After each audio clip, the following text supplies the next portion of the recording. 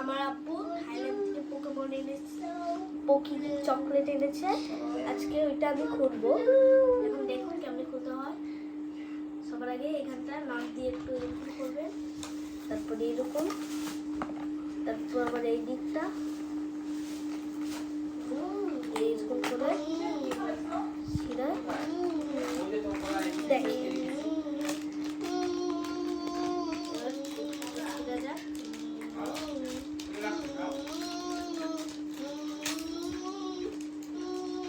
আমাদের ফার্স্ট পকি।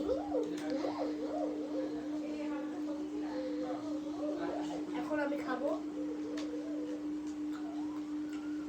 ফ্লেভারটা খুবই ভালো, ব্লুবেরি ফ্লেভার, ক্র্যাশ।